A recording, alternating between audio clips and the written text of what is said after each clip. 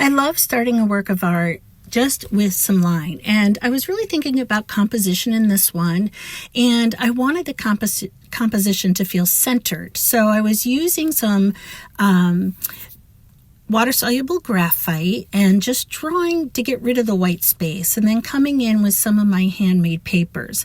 A lot of these papers were made with Inktense, which is a water-soluble media also, but it's ink, and when it dries, it becomes permanent. So some of the papers were done with that. I also did some printmaking and some glazing using acrylic paints so that all of my papers, they're not going to bleed, they're not going to change when I do collage, and that was the effect. This is a drawing that I did on wet strength tissue paper, and again, I used a water-soluble graphite when I did the drawing. So I'm just going back in, activating the graphite, and what that does is makes the graphite permanent. It also is like a grisaille, so that I have almost like an underpainting. I know where some of the shadows are going to go, some of the details of the barred owl, and all of the little details of the feathers and things like that. So again, I did this on wet strength tissue paper, and I did that so I could cut it out, and then I can place it into the collage almost like an underpainting, and I know exactly where I want the owl to be. So that's the next step that you're seeing here. And now I'm going back in with my acrylic paints. I'm using a very limited palette for this series. I don't usually use black, so I'm using a Payne's Gray, a neutral gray.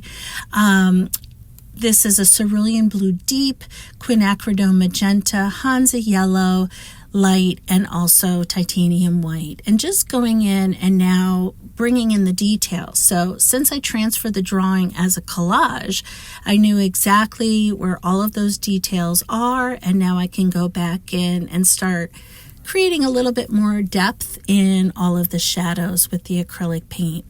And I like just working over the whole area. So here's that finished part. Now I'm going back into the background and pushing some of the blues in the original collage were quite intense, so I wanted to push those back even more than I already had. And then also using some stencils to create some more areas of interest, adjusting some of the values, and also bringing in some of the purples that I really like in the shadowed areas. And I love how purple and brown and blues and browns work together.